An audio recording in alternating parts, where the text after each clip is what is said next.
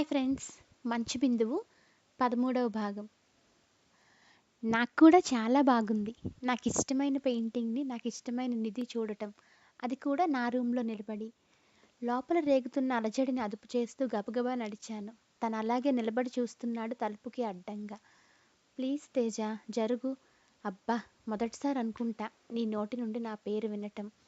ఈరోజు ఇంకా ఎన్ని అద్భుతాలు జరుగుతాయో. తన్మయత్వంగా ఉంది ఆ స్వరం. ఆ రోజు ట్రైన్లో విన్నట్టు. ఆ కళ్ళ నిండా పొంగుతున్న ప్రేమ, పెదాలపై చిరునవ్వు. నేను నో అన్న మరుక్షణం ఇవేముండవు. ఆ మొహంలో వెలుగు కూడా. ఇంకాసేపు ఇక్కడ ఉండటం చాలా ప్రమాదకరం. అసలే నేను ఇంకా సందిగ్ధావస్థలో ఉన్నా. ఇది ప్రేమ, ఆకర్షణ? శిల్ప అని గట్టిగా అరుస్తూ తనను తోసి వెళ్ళిపోయాను బయటకు. ఏంటి ఇది? తప్పిపోయిన చిన్నపిల్లల ఆ మొహం. తిట్టింది శిల్ప. అంత రహస్యమా? అనూష అడగటంతో వర్తమానంలోనికి వచ్చాను. లేదు, నాకు తనంటే అలాంటి అభిప్రాయం లేదు. అదే చెప్పాను. పిచ్చా నీకు? సీరియస్ అయింది.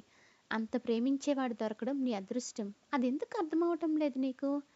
నిజమే కదా నిధి, నీకు ప్రపోజ్ చేయకముందే ఇంట్లో చెప్పాడంటే ఎంతగా ఇష్టపడుతున్నాడో, నీకెంత వాల్యూ ఇస్తున్నాడో కదా.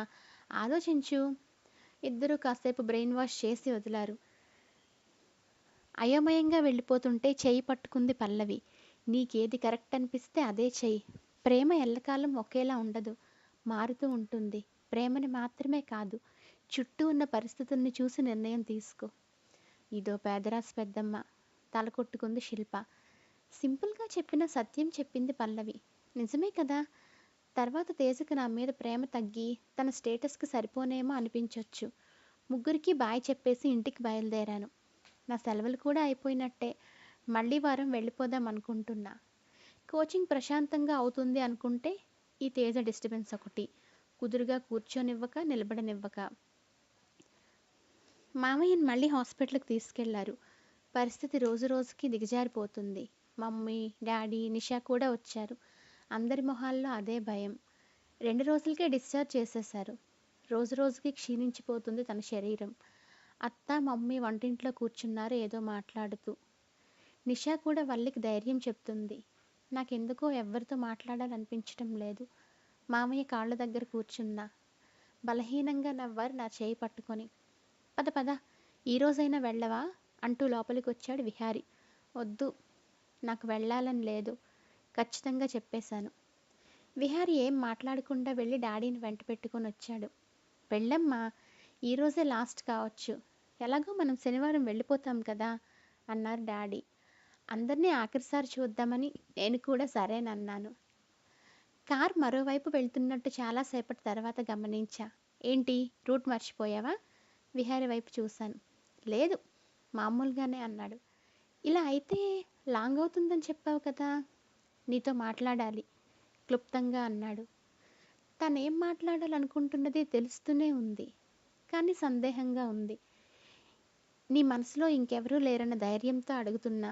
సాధ్యమైనంత వరకు ఇక్కడ అప్పులన్నీ తీర్చేసి వైజాగ్ వచ్చేద్దాం అనుకుంటున్నా. నాన్న చెప్పారని కాదు కానీ అని కారు ఆపి నా వైపు తల తిప్పాడు. నువ్వంటే నాకు చాలా ఇష్టం నిధి. నీ ఆలోచనలు కూడా నాలానే అనిపిస్తాయి. పై పై మెరుగులకు ప్రాధాన్యం ఇవ్వవు, మెచ్యూర్డ్గా ఆలోచిస్తావు. నేను మౌనంగా ఉండిపోయాను. నేను నీకు నచ్చలేదా? బాధగా అడిగాడు. కాదు కాదు, అప్రయత్నంగా అనేశాను. ఇప్పుడే పెళ్ళి అంటే భయంగా ఉంది. ఇప్పుడే పెళ్ళి అని అంటానా? నీ బీటెక్ అవ్వని, జాబ్ రాని. నాకు తెలుసు, మామయ్య ఆల్రెడీ చెప్పారు హౌసింగ్ లోన్ గురించి. అన్నీ క్లియర్ చేయి, సరేనా? నిషా, వల్లి మన బాధ్యత. నాకైతే ఇద్దరూ సమానమే. విహారి మాటలు వింటున్నానో లేదో అసలు ఏదీ తెలియని స్థితిలో ఉన్నాను. ఇంకా నాకున్నదెవరు? అత్త, మామయ్యే కదా. అమ్మతో పాటు 2-3 సంవత్సరాలు అవుతుంది మన ఇద్దరి బాధ్యతలు తీరే వరకు. ప్రామిస్, అప్పటి వరకు నిన్నేం డిస్టర్బ్ చేయను. మెల్లగా తలెత్తాను విహారి వైపు. ఇప్పుడే ఇదంతా ఎందుకు చెప్తున్నా అనుకుంటున్నావు కదా. నేను కాదనలేదు, అవుననలేదు. మౌనంగా ఊరుకున్నా. ఎందుకో భయంగా అనిపించింది. అప్పటి వరకు ఊరుకుంటే నువ్వు నాకు పూర్తిగా దూరమైపోతావేమోనని. గజిబిజిగా ఉంది. తేజకి ఆకర్షితమైనట్టు విహారికి కావటం లేదు. అసలు విహారి లాంటి ప్రపోజల్ తెస్తాడని కూడా అనుకోలేదు. నిట్టూరుస్తూ కారు దిగాను. క్లాస్లోకి అడుగు పెడుతుంటే కళ్ళు తేజ కూర్చున్న వైపు తిరిగాయి ఆటోమేటిక్గా. నవ్వుతూ చూస్తున్నాడు. ఇంకా ఈ నవ్వు చూడలేను, ఆ మాటలు వినలేను. తేజ నెంబర్ ఉంది కదా, బ్లాక్ చేసేయాలి. ఏంటి మొహం అలా ఉంది? పట్టి పట్టి చూస్తూ అడిగింది అనూష. నిజమే, ఏమైంది అలా పెట్టావు? అడిగింది శిల్ప కూడా. నిన్నంతా తేజ గురించి ఆలోచించుంటావు, రైట్? కాదు, విహారి ప్రపోజ్ చేశాడు. అంతేనా? తేలిగ్గా అంది. నువ్వు చెప్పావా లేదా? తల అడ్డంగా ఊపాను. విసుక్కున్నారిద్దరూ. నీకు నిజంగా పిచ్చే. కథలో రాజకుమారుడు లాంటి వాడు అందుకోవటానికి చేయిస్తుంటే అధఃపాతాళం వైపు చూస్తున్నావు. శిల్ప కోపం పెరిగిపోతుంది. నీకు ఇక్కడ కాదు, పద అంటూ వెనక వైపు నుండి క్యాంటీన్కి లాక్కెళ్లారు.